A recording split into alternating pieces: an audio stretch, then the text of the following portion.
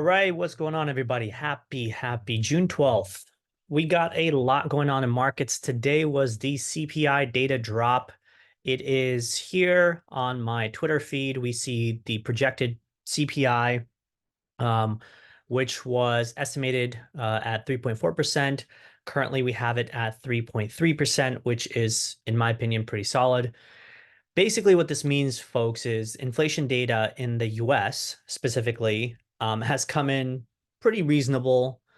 And that basically means like the Fed doesn't really have to hike interest rates, right? Which further gives relief to markets, which is pretty much what I was talking about on my Warpcast. I spoke about this on my Twitter feed also. As you can see, a couple of hours ago before the CPI data dropped, I said, I think today the markets turn around and we push higher. Days prior to the CPI and FOMC meetings, the markets were already de-risking ahead of that event, right? So you had a negative 10% drop in January, a negative 11% drop in March. In May, we had a 10% drop in prior to today and yesterday. We also had approximately from this local high, okay, to this low, we had about an 8% drop, right? This was all in anticipation of the CPI data. And now the markets, in my opinion, have pretty much put most of the bad news behind us. We do have, I want to make sure I do leave some room for leeway because today we also do have the FOMC interest rate decision, right? Within the interest rate decision, there's usually like a conference that Jay Powell does where he will talk about the outlook of the economy, unemployment rate, rate hikes, rate cuts, pretty much everything that could shake markets up and down. For the most part, given that it's election year, remember, here in America, I don't really see any significant concern from Jay Powell to cause any issue for markets. And so this is one of the reasons why I stated again, once again, I believe that prior to the CPI FOMC decision, those who actually wanted to sell and hedge already did, right? So when the markets were down, like for BTC, for example, when the market's already down here yesterday afternoon, I think that was pretty much it. If people were expecting like a nuke to like 50K, that would have really meant you are looking for something seriously wrong within the economic data or CPI data to be a surprise, right? Which again, as I pointed out, it really wasn't, right? This is all in line with everything that the market was expecting. And so now you see the market effectively already putting in new all-time highs, right? The market has effectively put in a new all-time high in the S&P 500, and BTC, as well as the rest of crypto, is slowly just grinding sideways. Summertime in crypto, right? So we are within the summertime range. This to me is exceedingly bullish, right? As we kind of create this sideways range, what it effectively means is those that want to sell and get out because they either got in way at the lows or they bought a couple of years ago and they're sick of BTC. Those that want to get out at break even, they can get out, right? Those that want to buy for a breakout to the upside, they can buy. Those that got in right here or lower can take profit and be really happy. This is a very interesting turning point in BTC because almost everybody is going to transact here, right? There's a lot of activity that happens and a lot of different players with different intentions come in. The buyers come in, the sellers come in. Everybody wants to do business in this area. Same thing with Ethereum. Ethereum, in fact, has a better catalyst which is the Ethereum ETF, right? Ethereum has, in fact, over the last month or so, or last 2 or 3 weeks, has outperformed BTC. If you look at it structurally, it looks better than Bitcoin, which is in this little sideways, choppy range, right? So what does that tell us about the rest of the market? Well, as I've pointed out before, one thing I believe in from the macro picture is I believe that global liquidity is still extremely positive and it's reaching to new highs. This is a newsletter by Michael Howell. He writes Cross Border Capital. newsletters, and he talks about global liquidity. It's a paid newsletter, so definitely subscribe to him. I'm just going to show you a quick couple of snippets from the chart. You could kind of see global liquidity ticking up. And how does that global liquidity matter to us for those of us in crypto? Well, let me show you. Here is the Bitcoin correlation with the global liquidity, right? Generally, whenever global liquidity starts to be on an uptrend, BTC is on its uptrend. When global liquidity starts shrinking, you could see back here in 2022, BTC had begun shrinking.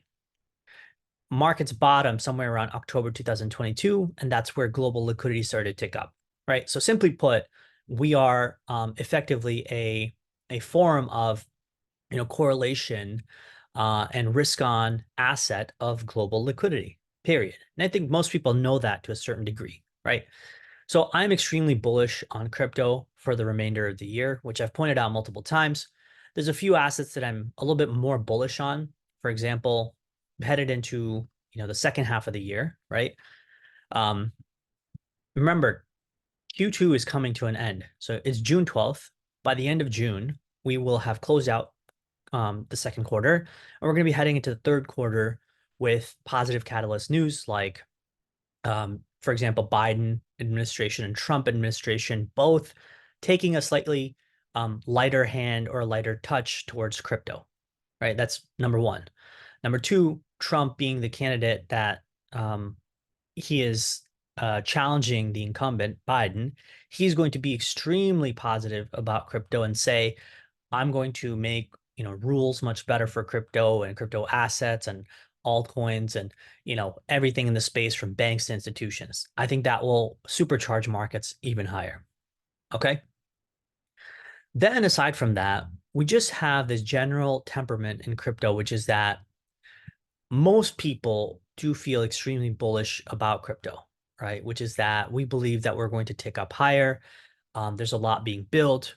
There's a lot of pent up money and pent up demand for crypto, which I 100% agree with, by the way.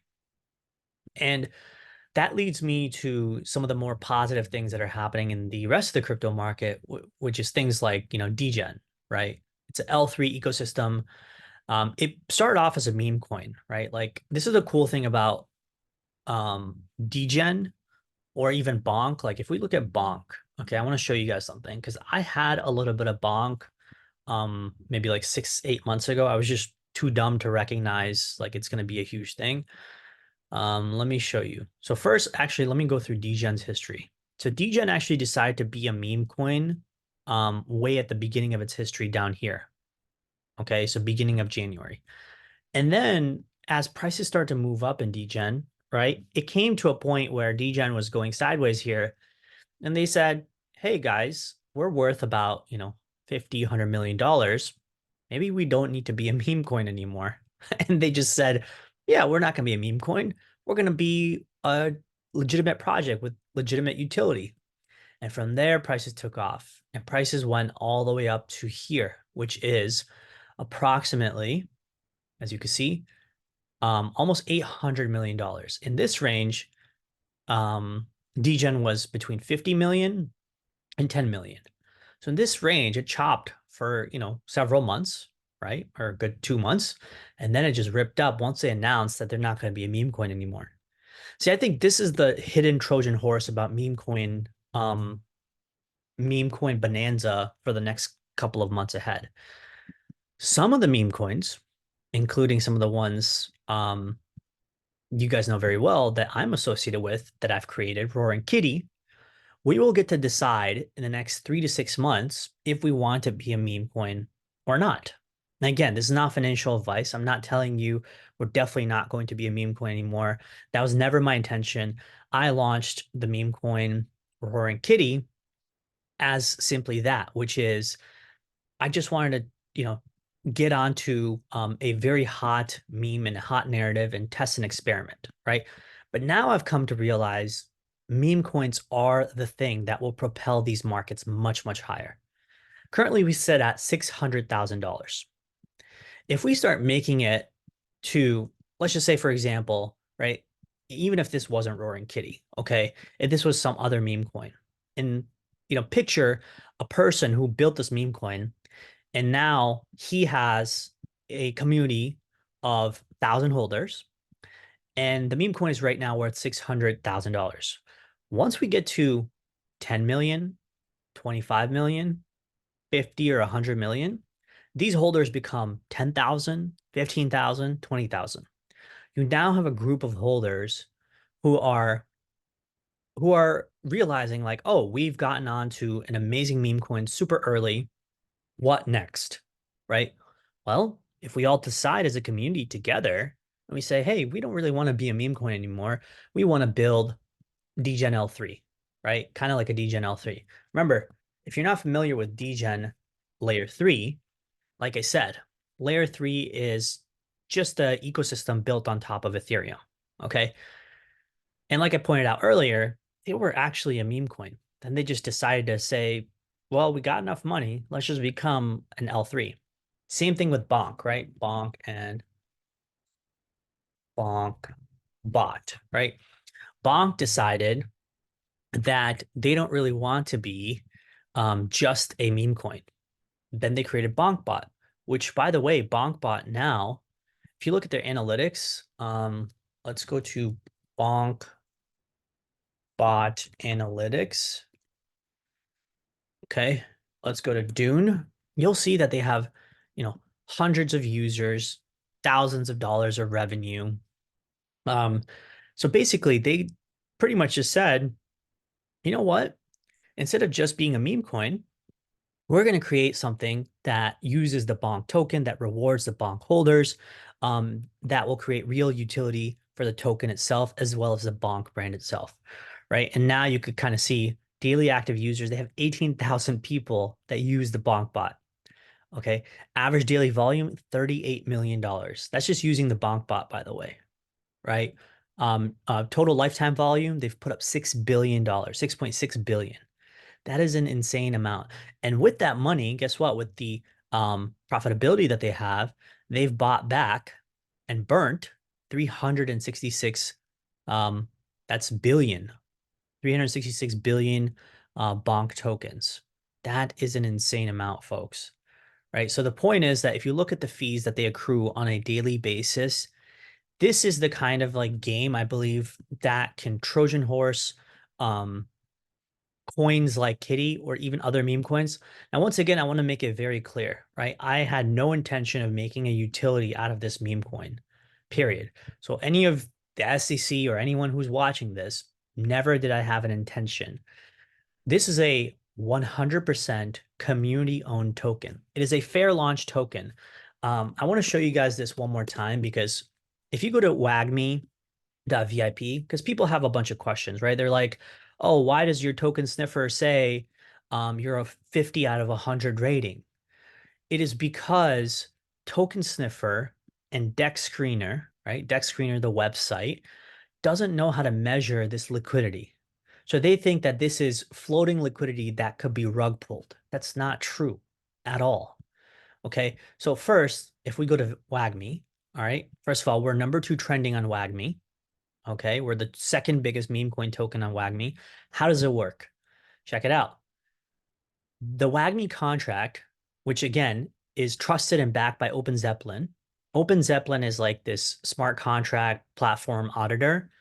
It goes back to 2017 or 18 days. So they're a pretty legitimate, company and a platform, right?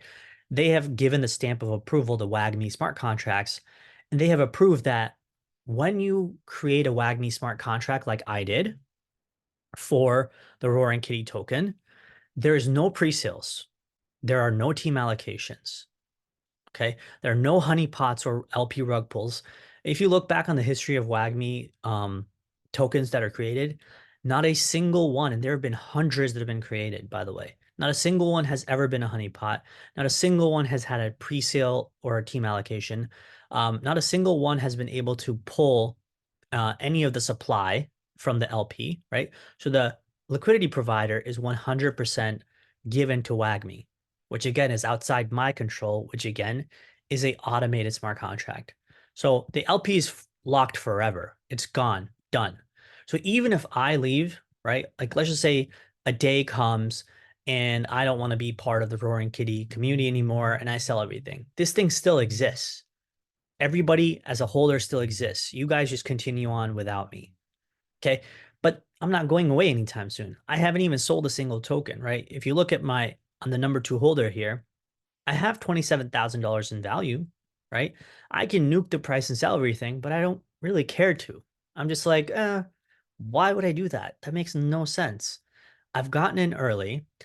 In less than 10 days, we built a holder base of 1,000 people.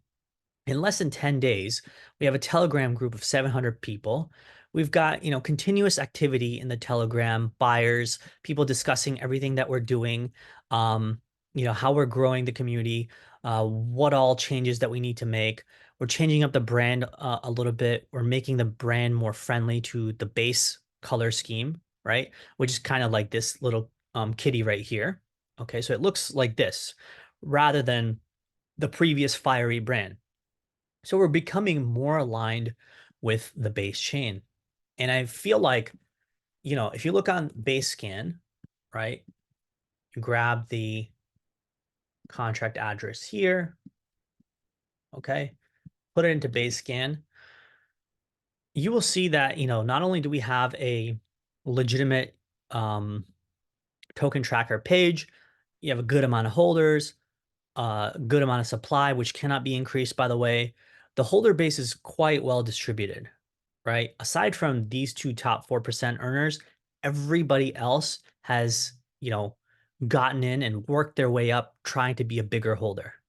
Like as of today, okay, if you want to be a top 100 holder, a top 100 holder right now has to have 1.8 million tokens, right? Multiply that by the current market cap price, it's about maybe 12 to $1,400. So in $1,400, you get to become a top 100 holder of Kitty. Now, guess what? Again, this is not to extrapolate and get people excited about prices, right? If you put in $1,800 and become a top 100 holder at 700K market cap, let's just say, at 7 million, your 1,800 is 18,000. At $70 million market cap, that 18,000 is worth 180,000. See, this is what I'm trying to explain to people is like when it comes to meme coins, if you have a community and person who's created the meme coin, like myself, and I'm generally, someone who's been around the space for a while, never been associated with rug pulls or, scams or pump and dumps or anything. You can look up my entire history, right? I've been pretty active in the community for a while. You can find me on YouTube, Alpha Trades. I've made videos since 2017, right? So it's like my history goes for a pretty long time in crypto. Why would I want to ruin my reputation by creating a meme coin that'll just rug, right? It doesn't make any sense. So here, at present moment, being a holder, creating a fair launch meme coin, like I just showed you guys with the WAGMI smart contract, this is a completely fair launch meme coin, right? You can also see through the token sniffer I told you that, oh, well, for the most part, this thing is giving us a score of 50 to 100, 50 out of 100, right? It already knows, the contract analysis is fine. There's no honeypot. The source code is verified. Everything is good, right? Holder analysis is good, meaning the supply is well distributed. But here, then it says, oh, there's a liquidity issue because the liquidity has not been locked. See, the thing is, Token Sniffer doesn't really know how to measure these things. And I'll give you a perfect example why, right? Like if we go to DGen, okay, you will see many issues. And DGen is a legitimate token. It's way more legitimate than our, meme coin is. Guess what? Even DGen token has issues. The ownership is not renounced, meaning the person who has basically created DGen, right? He has not renounced the ownership. He can kind of um, mess around with a smart contract or change the tokenomics, not at will, but with like a vote, right? A DAO vote. Then you see they also have a 55 out of 100 rating on the token sniffer, right? Again, this is a coin that's worth $200 million. Okay, let's click on it. Let's click on the token sniffer, right? See, they have a 55 out of 100 score, source code, yeah, it's pausable contract, not a good thing, right? Ownership not renounced, not a good thing. Over here, you can see owner wallet contains less than 5% of total token supply, which is about 35%. Okay.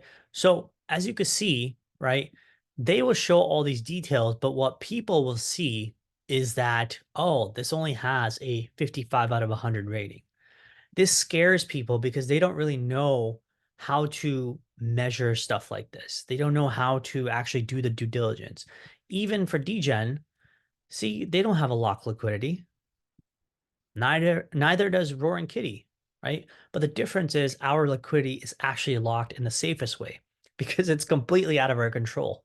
Legitimately, it's out of our control because once we created the WAGMI smart contract, it's gone, it's done, right? The contract is forever decentralized and not and is completely computer coded into the blockchain. Can never be changed. I, in fact, feel that's a way better thing than people saying, "Oh, well, the liquidity is locked." Yeah, so what though? Right? Like, you don't know the other aspects of what if this person, owned like, I don't know, like 50 other accounts that are containing, 50% of the supply. Well, at least with me, you know for sure that I created it with the WAGMI smart contract, and there's no way I can create pre-sales. There's no way I can create team allocations. I had to buy into the Kitty token just like everybody else.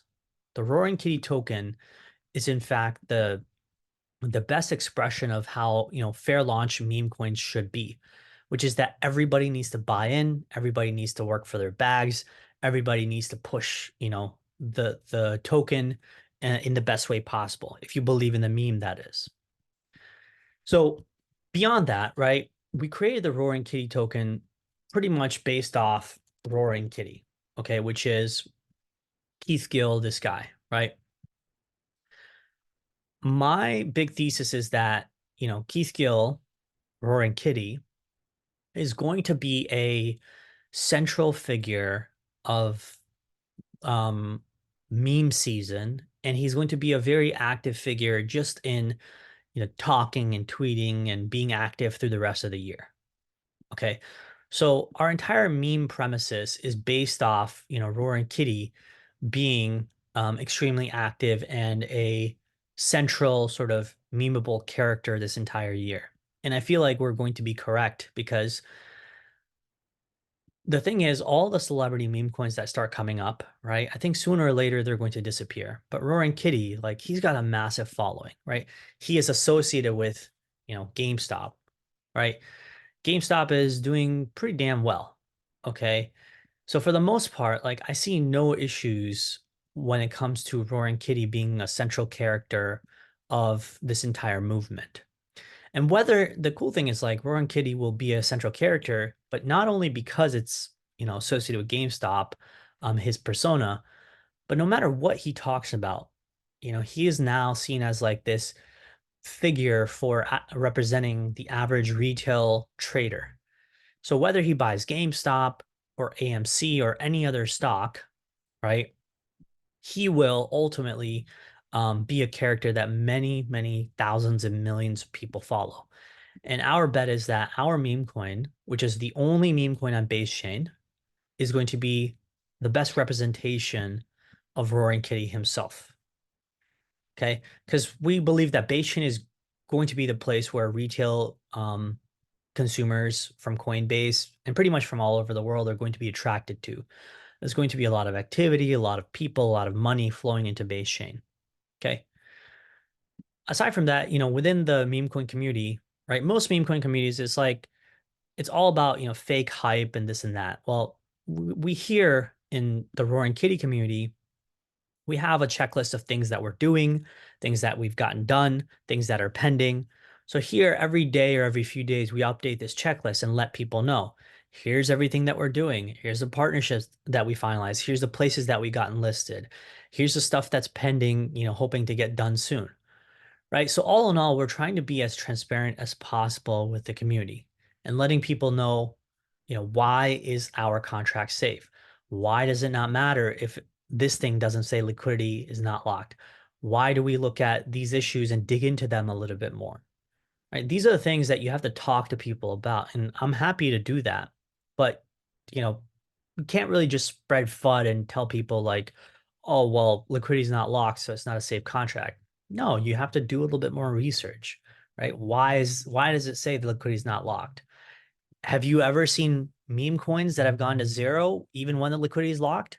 I have. So clearly that's not really a good parameter, right? There's been hundreds and thousands of meme coins where you can lock liquidity, show that here, they still rug because the underlying dynamics don't really show you who has gotten a pre-sale team allocation. Um, did this person, put malicious code in the smart contract that he wrote up, right? Did they have a fair launch? So all these things you have to consider, not just, oh, liquidity's not locked, so it's not safe. That's not really fair, right? So anyway, WAGME .vip, check them out. You can go through their security detailed docs. You can also actually go to our Telegram and you can type in slash LP and you'll see that there's a screenshot of the WAGME DAO, why this smart contract is safe, and then you can read up in their security documents exactly how they built that, right? So when it comes to this kind of stuff, folks, you're going to have to do some research, right? No one is going to here tell you this is the safest meme coin or that's not a good meme coin. You got to do it yourself. Everything in crypto, the more research you do, the earlier you are, the more alpha you get, and the more upside you capture. Okay. There's nothing free in life. Nothing is just handed to you or given to you. I did my best to tell people that I'm doing the best I can to create a meme coin that is going to be the fairest way possible of representing Roaring Kitty, the character, as well as just creating a fair launch, meme coin itself, so everybody can get in and pump their own bags. Okay. I don't have to do it. I'm not a representation of Roaring Kitty only. You are as a holder and as a community member. Okay. So slowly, like I said, we're changing up the art. We're giving the brand a little bit more alignment with the base colors, right? Base chain colors. So we have a lot going on. Make sure you guys pay attention in the Telegram. Like I said, read the pinned messages of everything that we have going, things that are pending. We have more than this, actually. This is just the stuff that I could think of for now. Okay. Good luck, everybody. I hope to see you all soon. Find us, Roaring Kitty, on the base chain, currently sitting at 675K market cap. Hope to be much higher soon. But again, not investment advice, not financial advice. Please make sure you do your own research. Good luck, everybody. Take care. I hope to catch up with y'all real soon. Cheers.